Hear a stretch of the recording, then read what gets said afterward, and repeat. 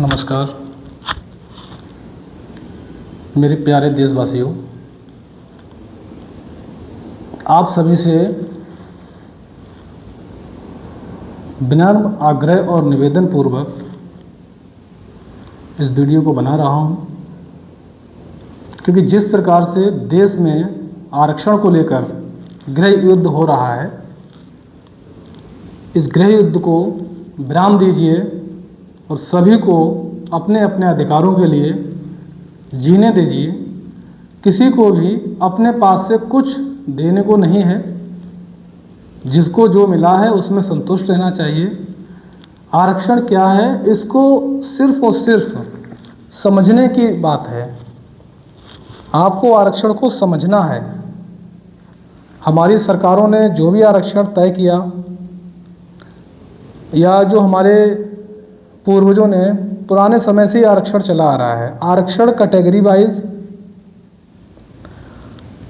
जाति वाइज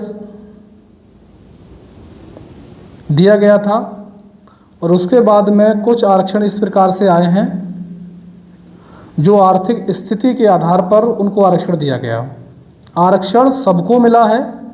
कोई भी व्यक्ति ये नहीं कह सकता है कि मुझे आरक्षण नहीं मिला है।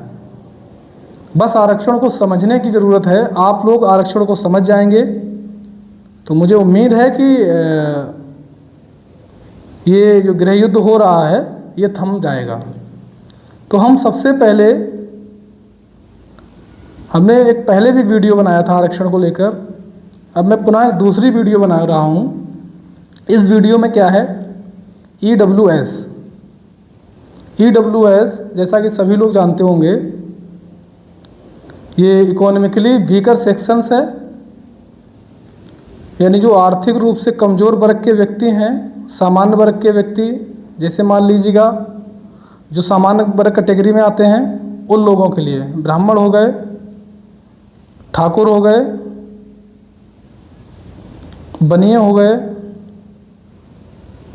या मोहम्मडनों में खान हो गए, खान साहब जो होते हैं, जो भी सवर्ण समाज में आते हैं उनके लिए 2019 में एक आरक्षण बनाया गया था। एक आरक्षण केंद्र सरकार के द्वारा पारित किया गया था।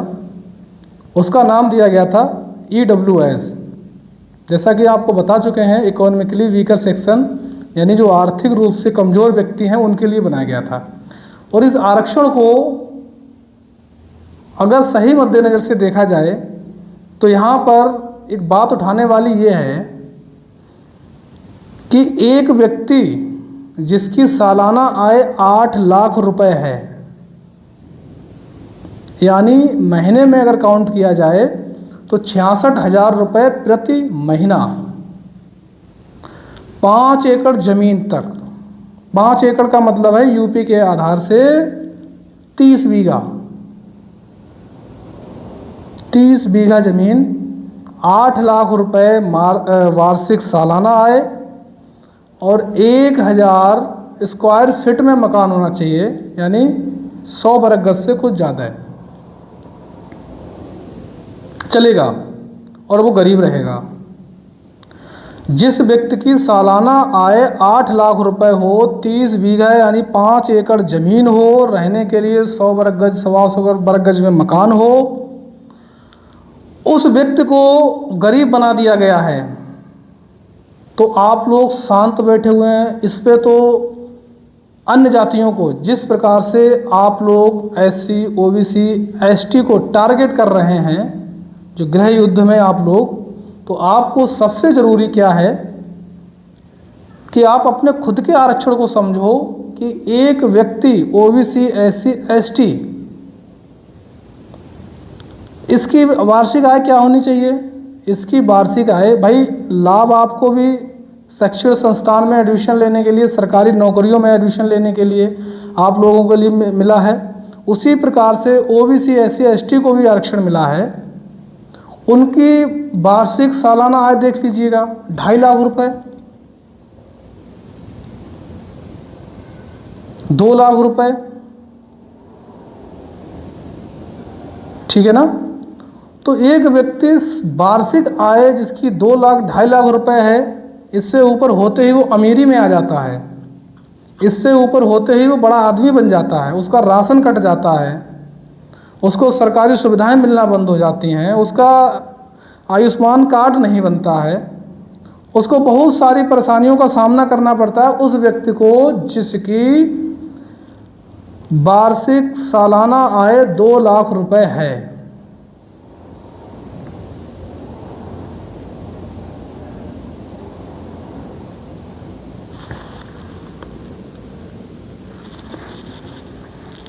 यानी जिसकी सालाना आय 2 लाख है उसका अगर हम मासिक देखा जाए तो 16,666 रुपये पर महीना, और 2.5 लाख वाले की 20,833 रुपये।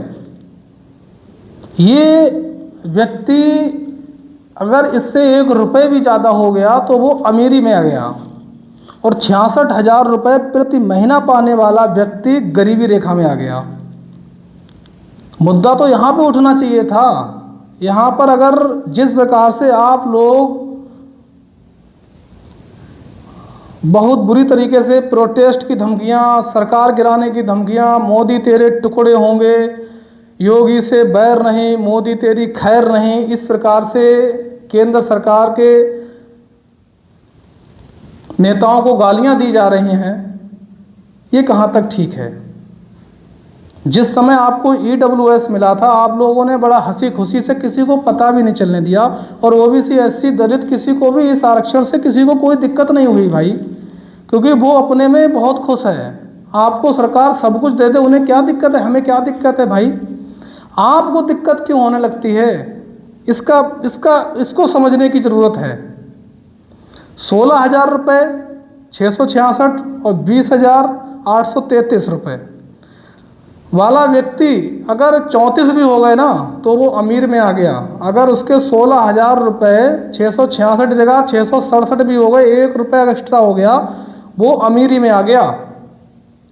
और आप 66,000 रुपये महीना पाकर भी आप गरीबी में हो। एक सरकारी टीचर की इतनी सैलरी है, एक फौजी की इतनी सैलरी नहीं होती है, जो बेचारा देश के लिए इतनी सेवा करता है, सेना का जो देश की रक्षा के लिए रात दिन परिवार छोड़ के रह रहा है, उसको भी इतने पैसे नहीं मिलते हैं, और उस व्यक्ति की सैलरी कम है इन गरीबों से। आप कैसे गरीबों विरोध करने वाले भाई? आपको इस चीज़ पे विचार करना चाहिए, विचार करने की आवश्यकता है। आप गरीब नहीं हो। इस प्रकार से सरकार को ऐसे कानूनों में बदलाव लाना चाहिए। मैं इस कानून के लिए स्वयं कह रहा हूँ, EWS पर बदलाव लाना चाहिए, और अगर सभी पे लाना है तो सब पे आरक्षण हटा दें, लेकिन जातिवाद खत्म कर दें, सब अपने नाम के आगे हिंदुस्तानी लिखना शुरू कर दें। कोई विरोध नहीं भाई, ना आपसे विरोध ना हमारा, कोई व्यक्तिगत लड़ाई नहीं है किसी से, बस आरक्षण को समझने की ज़रूरत है। और वही जो व्यक्ति समझ गया वो झगड़ा नहीं करता है आप लोगों की तरह। तो आप लोग जो 8 लाख रुपए 30 बीघा ज़मीन वाले गरीब हो, जो उन लोगों का हक छीन रहे हो, उन लोगों का हक मार रहे हो, जो व्यक्ति बेचारे 2 लाख 2.5 लाख वाले उनकी वार्षिक आय है। इसी प्रकार से एक प्रकरण आया था आस्था जैन, आप कभी YouTube या गूगल सर्च कर लेना, भारत की सबसे बड़ी फ्रॉड IAS कौन है, तो सबसे बड़ी फ्रॉड IAS आस्था जैन थी, जिसने 2024 में 189 रैंक पाकर IPS बनी, और 2025 में उसने दोबारा फिर परीक्षा दी कि मेरा सिलेक्शन IAS में हो जाए। IAS में उसका सिलेक्शन होने के बाद उसने क्या काम किया कि EWS बनवा लिया। पहले वो जनरल थी, अमीर थी, जब 2024 में उस IPS बनी तो अमीर थी, और जब IAS के बाद 1 साल नौकरी करने के बाद वो दोबारा जब IAS बनी तो वो गरीबी रेखा में आ गई। उसका रिजल्ट जब आया तो वो EWS जो था वो गरीबी रेखा वाला हो गया, तो वो गरीबी रेखा में आ गई। तो इसीलिए उसको भारत की सबसे भ्रष्ट IAS अगर कहा है तो आस्था जैन को कहा है। तो इस प्रकार से दुरुपयोग नहीं होना चाहिए। शामली की महिला थी वो लड़की, लोगों को क्या दिक्कत थी? कुछ नहीं, लोग तो उसको हंसेंगे। शामली की लड़की ने नाम रोशन किया, शामली की लड़की ने देश का नाम रोशन किया, हमारे गांव का नाम रोशन किया, जिले का नाम रोशन किया। अरे भाई, रोशन नहीं किया है, उसने किसी गरीब का हक छीना है, किसी गरीब की जगह को छीना है, किसी गरीब के पद को छीना है उसने। फ्रॉड करके, ये देखो सबसे पहले पुलिस विभाग में जाने से पहले, जाने के बाद सबसे पहले उसने अगर कुछ किया तो सबसे पहले भ्रष्टाचार किया, सबसे पहले भ्रष्ट काम किया। आप लोग ऐसे भारत सरकार की पुलिस से क्या उम्मीद करेंगे, या क्या उस महिला से आप उम्मीद कर सकते हैं कि हमारे देश का, हमारे समाज का या हमारे उसका कल्याण होगा? कल्याण तो हो ही नहीं सकता है भाई, बिल्कुल नहीं हो सकता है। तो मैं कहना चाहूँगा कि इस प्रकार, क्या यूपीएससी के पास उसका डाटा है, सरकार के पास उसका डाटा है, चाहे तो उसके खिलाफ जांच बैठा लो, कुछ भी कर सकते हैं, उसको हटा सकते हैं, फिर दोबारा उसको आईपीएस में रहने दें। लेकिन नहीं, सबको पता है सिस्टम बहुत भ्रष्ट है। राजनीति है, राजनीति में लोगों को लुभाना, कैसे लुभाना है ये ईडब्ल्यूएस से बेहतर कोई नहीं जानता है।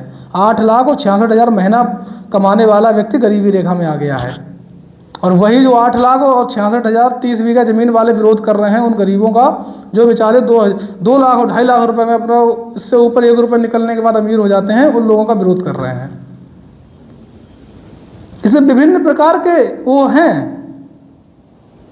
जिसे अभी आपने देखा होगा मुख्यमंत्री सामूहिक विवाह योजना, आपने देखा होगा मुख्यमंत्री सामूहिक विवाह योजना जो 2017 और 18 में लागू हुई। 2017-18 सत्र में अक्टूबर 2017 में ये माननीय मुख्यमंत्री महोदय जी के द्वारा इस योजना का शुभारंभ हुआ था, चालू की गई थी। उसके बाद 2025 और 26 में इसको बढ़ाकर 1 लाख रुपए कर दी गई थी। पहले 51,000 रुपये थी। अब इसमें भी लॉजिक समझिए आप कि 51,000 रुपये जब योजना में था, एक गरीब परिवार के उस व्यक्ति को, और उसकी कैटेगरी भी रखी गई थी कि आपका वार्षिक आय इतनी होनी चाहिए, इससे ज़्यादा अगर वार्षिक आय हुई तो आपको सामूहिक विवाह में वो नहीं मिलेगा। तो सबसे पहले हम आपको ये बता दें कि 51,000 रुपये जो सरकार देती थी, राज्य सरकार, वो 51,000 रुपये में लगभग 35,000 रुपये वधू के खाता में डाल दिए जाते थे। 10,000 रुपये उसको उपहार स्वरूप सामान दे दिया जाता था, जैसे फर्नीचर हो गया, एक ज्वेलरी हो गई, इस प्रकार से। 6,000 रुपये सरकार अपना खर्चा काट लेती थी। खर्चा 1 लाख में भी काट रही, वो भी आपको बताएंगे कितना काट रही है। क्या था कि 4 व्यक्ति 5 बुलाते हैं, वो खाने उने में नॉर्मली वही रखते हैं जैसे जेल का खाना होता है, पानी एक तरफ आलू एक तरफ दाल, ढूंढने से नहीं मिलती, वही खाना होता है इनका, कोई स्पेशल वीआईपी खाना नहीं होता है। 100 कन्याओं का विवाह करते हैं, 6 लाख रुपए क्या व्यवस्था करते हैं, सब अधिकारी बांट लेते हैं, अपना अपना सब चला जाता है।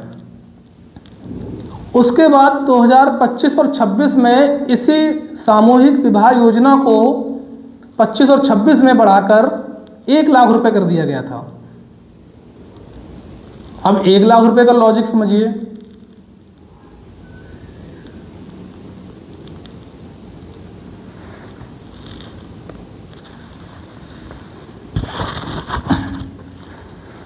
जैसे 51,000 में 3 बार में पैसे खत्म, 35, 10 और 6, वैसे 1 लाख में 60,000 रुपये अब सीधे वधू के खाता में, 25,000 रुपये का उपहार स्वरूप सामान उसको दिया जाता है।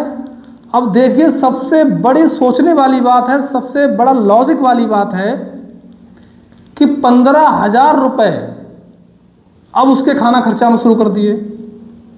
जब 51 दिए तो 6 काटे थे, 1 लाख में 15,000 रुपये कटने लगे। अब 15,000 रुपये में बताइए वहाँ क्या खिला देते हैं आप 5 मेहमानों को? एक रिश्तेदार 5,000 रुपये का क्या खा लेता है? ये सरकार से किसी को सवाल करना चाहिए। कोई आदमी कोई क्यों नहीं कर रहा है? क्योंकि उनकी औकात नहीं है सवाल करने की, क्योंकि वो सरकार से सवाल नहीं कर सकते हैं, इस पर प्रोटेस्ट नहीं कर सकते हैं। जो मुद्दे की बात है उसको, उस पर प्रोटेस्ट किसी को करने की आवश्यकता नहीं है, कोई इस पर प्रोटेस्ट नहीं करता है। जो मुद्दे की बात है भाई, 5,000 रुपये जब आप 50-51 देते थे तब 6,000 रुपये काटते थे 6 लोगों के। अब 6 लोगों के आप 15,000 काटने लगे 5 लोगों के, वही खाना, वही जगह, सब कुछ वही है, सारी उसका पैसा सरकार ने बढ़ाया है। आप लोग 15,000 किस बात का काट रहे हो? कोई मुद्दा नहीं उठाने वाला है। इस प्रकार से सामूहिक विवाह के नाम पर 15-15, 6-6 हज़ार रुपए की घोटालाबाजी हो रही है, किसी को कोई मतलब नहीं है। जैसे इसमें भी शर्त है, इसमें भी शर्त और कंडीशन है कि अगर आपकी मासिक आय, वार्षिक आय जो है, वार्षिक आय अगर आपकी 46,000 शहरी और देहात दोनों की है, देहाती जो रूरल का एरिया है वो सामूहिक विवाह वाले परिजन, और अर्बन शहरी वाले 46,080 रुपये, यानी अगर मासिक बात करें तो 3840 रुपये महीना पड़ रहे हैं। और जो शहरी के लोग हैं वो 56,460 रुपये से ज़्यादा उनका इनकम सर्टिफिकेट में आय नहीं होनी चाहिए। अब बताइए, 4705 रुपये कमाने वाला, इससे ऊपर कमाने वाला अमीर हो गया, 3840 रुपये कमाने वाला, इससे 39 हो गए, वो अमीर हो गया। अब तुलना करिए 66,000 महीने वाले की और 3847 रुपये वाले महीने की।